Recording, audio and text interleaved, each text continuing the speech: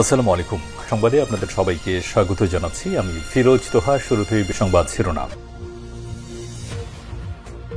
বাংলাদেশের সর্বশেষ গুরুত্বপূর্ণ আপডেট সংবাদ আপনাকে স্বাগত। শুরুতেই সংবাদ শিরোনাম, পরে বিস্তারিত। প্রথমে জানাবো, এবার চাকসুতে লড়বেন সাদিক কায়েমের ছোট ভাই। চট্টগ্রাম বিশ্ববিদ্যালয় হল সংসদ চাকসু নির্বাচনে মনোনয়নপত্র নিয়েছেন ঢাকা বিশ্ববিদ্যালয় কেন্দ্রীয় ছাত্র সংসদ ডাকসু ভিপি সাদিক কায়েমের ছোট ভাই আবু আয়াস। আজ তিনি মনোনয়নপত্র নিয়েছেন বলে জানিয়েছে বিশ্ববিদ্যালয় কর্তৃপক্ষ।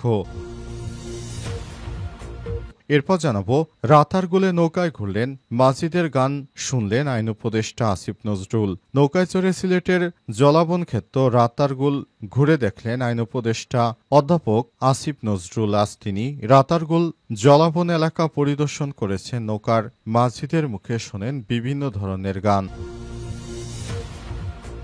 এদিকে যোগসু নির্বাচনের রোডম্যাপ ঘোষণা, জানা গেল ভোটের তারিখ। জগন্নাথ বিশ্ববিদ্যালয় জবি কেন্দ্রীয় ছাত্র সংসদ যোগসু নির্বাচনের রূপরেখা ঘোষণা সহ ৩ দফা দাবিতে চলমান শিক্ষার্থীদের অনশনের প্রেক্ষিতে যোগসু নির্বাচনের রোডম্যাপ ঘোষণা করেছে বিশ্ববিদ্যালয় কর্তৃপক্ষ। আগামী ২৭ নভেম্বর ২০২৫ অনুষ্ঠিত হবে এই বহুল প্রত্যাশিত নির্বাচন।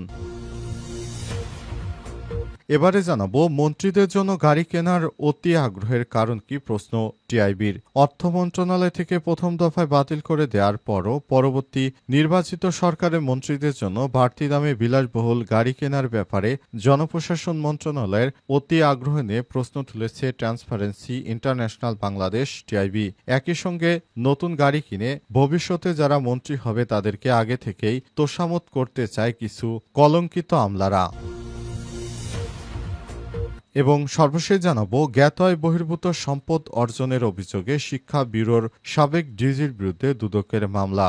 জ্ঞাত বহির্ভূত সম্পদ অর্জনের অভিযোগে উপ আনুষ্ঠানিক শিক্ষা ব্যুরোর সাবেক মহাপরিচালক ডক্টর মোহাম্মদ আবুল কালাম আজাদের নামে মামলা করেছে দুর্নীতি দমন কমিশন দুদক। দুদক জানায়, আবুল কালাম আজাদের বিরুদ্ধে ক্ষমতার অপব্যবহারের মাধ্যমে ১২,34,36,128 টাকা মূল্যের জ্ঞাত আয়ের সঙ্গে অসঙ্গতিপূর্ণ সম্পদ অর্জনের অভিযোগ আনা হয়েছে। প্রিয় দর্শক, এতক্ষণ শুনছিলেন সংবাদ শিরোনাম, এবারে বিস্তারিত। তবে তার আগে বন্ধুরা, অনুরোধ থাকবে এই সংবাদটিতে একটি লাইক দিন। এই চ্যানেলে আপনি নতুন হয়ে থাকলে আমাদের সংবাদটি দেখতে দেখতে চ্যানেলটি সাবস্ক্রাইব করে রাখুন। কমেন্ট করে বন্ধুরা আপনার মূল্যবান মতামত জানিয়ে দিন আপনি বিশ্বের কোন দেশ থেকে বা বাংলাদেশের কোন স্থান থেকে আমাদের সংবাদটি দেখছেন এবং শুনছেন। আর বন্ধুরা, এই সংবাদটি আপনার সোশ্যাল মিডিয়া ফেসবুকে শেয়ার করে বন্ধুদেরও দেখার সুযোগ করে দিন। আর গাজা যুদ্ধে আপনি যদি নিরীহ ফিলিস্তিনিদের ভালোবেসে থাকেন বন্ধুরা, কমেন্টে ইয়েস লিখে বিশ্ববাসীকে জানিয়ে দিন। এবারে বিস্তারিত।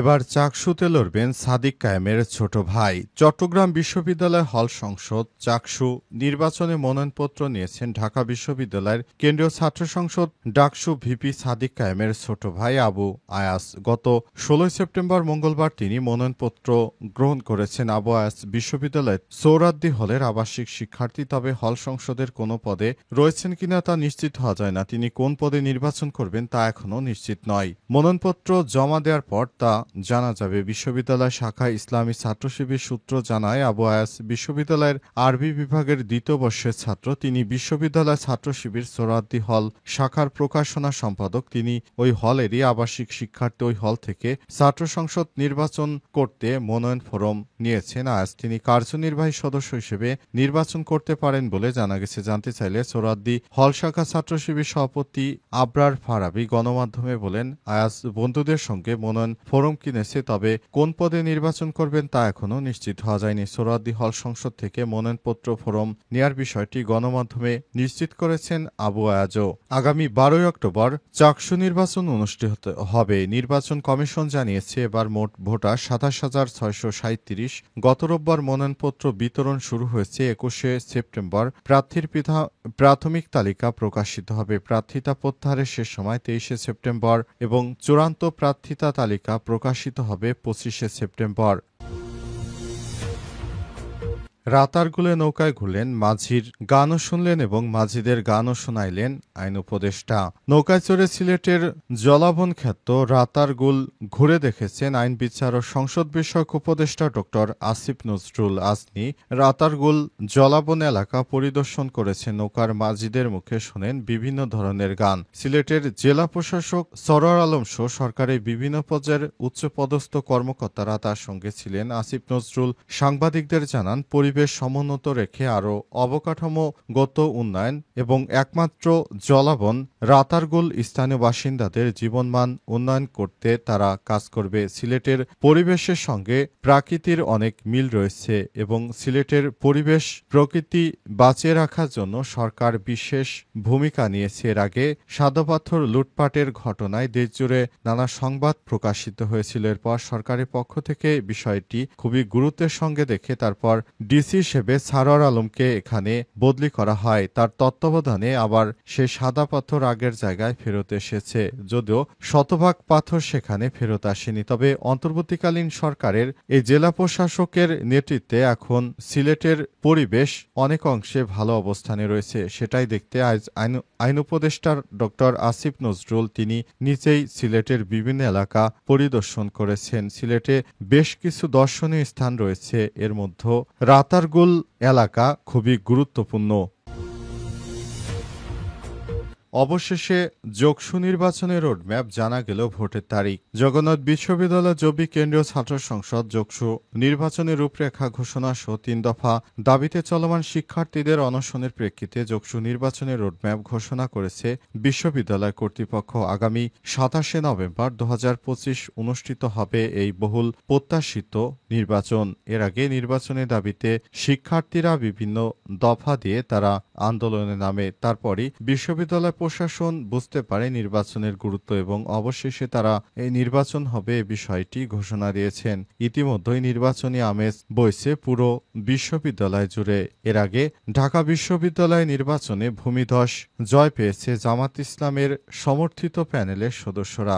ভিপি নির্বাচিত হয়েছেন সাদিক কায়েম এবং জিএস সহ বিভিন্ন পদে বিপুল ভোটে জয়লাভ করেছে শিবিরের প্রার্থীরা। পাশাপাশি জাহাঙ্গীরনগর বিশ্ববিদ্যালয় নির্বাচনে বিপুল ভোটে জয় হয়েছে জাহাঙ্গীরনগর বিশ্ববিদ্যালয়ে শিবিরের প্যানেল থেকে যারা নির্বাচন করেছিলেন তারা। এবারের নির্বাচনে ভূমিধস বিজয় পাচ্ছে জামাত শিবির সমর্থিত প্যানেলের শিক্ষার্থীরা। তাদের প্যানেলের নাম ঐক্যবদ্ধ জোট। এবার আগামীতে নির্বাচন অনুষ্ঠিত হবে, এটিতেই যোগসু নির্বাচনেও জামাত ইসলাম বিজয়ী হবে বলে তারা আশাবাদ ব্যক্ত করেছেন। জগন্নাথ বিশ্ববিদ্যালয় জবি কেন্দ্র ছাত্র সংসদ নির্বাচন, যোগসু নির্বাচন নীতিমালা ও আচরণবিধি প্রণয়ন, ছাত্র সংগঠন, সাংবাদিক সংসদ সংগঠন ও অন্যান্য স্টেক হোল্ডারদের সঙ্গে মতবিনিময়, ভোটার তালিকা প্রণয়ন, খসড়া প্রকাশ ও সংশোধন, চূড়ান্ত ভোটার তালিকা প্রকাশ, মনোনয়নপত্র তথ্য যাচাই বাছাই, আপত্তি নিষ্পত্তি, প্রার্থীদের চূড়ান্ত তালিকা প্রকাশ ও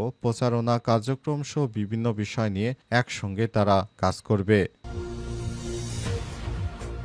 মন্ত্রীদের জন্য গাড়ি কেনার অতি আগ্রহের কারণ কি, প্রশ্ন টিআইবির। অর্থ মন্ত্রণালয় থেকে প্রথম দফায় বাতিল করে দেওয়ার পরও পরবর্তী নির্বাচিত সরকারের মন্ত্রীদের জন্য বাড়তি দামে বিলাসবহুল গাড়ি কেনার ব্যাপারে জনপ্রশাসন মন্ত্রণালয়ের অতি আগ্রহ নিয়ে প্রশ্ন তুলেছে ট্রান্সপারেন্সি ইন্টারন্যাশনাল বাংলাদেশ টিআইবি। একই সঙ্গে এই ধরনের কেনাকাটায় অতি আগ্রহের কারণ অনুসন্ধানও জরুরি বলে মনে করছে সংস্থাটি। সমালোচনার মুখে প্রথম দফায় গাড়ি কেনার প্রস্তাব নাকচ পর আবারও আগের প্রস্তাব থেকে তুলনামূলক বেশি দামে গাড়ি কেনার অভিনব প্রস্তাব উত্থাপন বিগত কর্তৃত্ববাদী সরকার এর আমলের মতোই এক শ্রেণীর আমলাদের পরবর্তী সরকারের সম্ভাব্য মন্ত্রীদের প্রতি অতি উৎসাহী তোষামোদী আচরণ নেক্কারজনক পুনরাবৃত্তি বলেও আখ্যায়িত করেছে টিআইবি। আজ টিআইবির এক বিবৃতিতে এই কথা জানানো হয়। বিবৃতিতে টিআইবির নির্বাহী পরিচালক ডক্টর ইফতেখারুজ্জামান বলেন, একজন মন্ত্রী কোন ধরনের পরিবহন সুবিধা ভোগ করবে করবেন তা the ministers of state and deputy ministers remuneration and privileges act 1973-এর 6-এ বলা আছে। আইন অনুযায়ী একজন মন্ত্রী সরকারিভাবে সার্বক্ষণিক একটি কার ব্যবহারের সুযোগ পেয়ে থাকেন। বিগত সময় মন্ত্রীরা এবং বর্তমানে উপদেষ্টারা কার ব্যবহার করছেন, সেখানে হঠাৎ করে জনপ্রশাসন মন্ত্রণালয় আইন বহির্ভূতভাবে ভবিষ্যৎ মন্ত্রীদের জন্য বিলাসবহুল টয়োটা ব্র্যান্ডের ল্যান্ড ক্রুজার কেনার জন্য এতটা উদ্গ্রীব কেন তা বোধগম্য নয়। সরকারকে এ জাতীয় আগ্রহের পেছনে কারণ অনুসন্ধান করার আহ্বান জানিয়েছে। তিনি আরো বলেন, অন্তর্বর্তীকালীন সরকার যদি গাড়ি কেনার এই সিদ্ধান্তের অনুমোদন দেয় তাহলে প্রশ্ন উঠবে কোন যুক্তিতে সরকার এই বিষয়ে এমন প্রাধান্য দিল। পরবর্তী সরকারের মন্ত্রী যারা হবেন তাদের কাছে এই সিদ্ধান্ত গ্রহণযোগ্য হবে। এই নিশ্চয়তা সরকার কোথায় পেল? সরকারের ব্যয় সংকোচনের নিজস্ব সিদ্ধান্তের পরিপন্থী ক্রয়ের মাধ্যমে এমন আদেশ সত্যি দেশের জনগণের উপর আবারও লাঙল চাপাবে।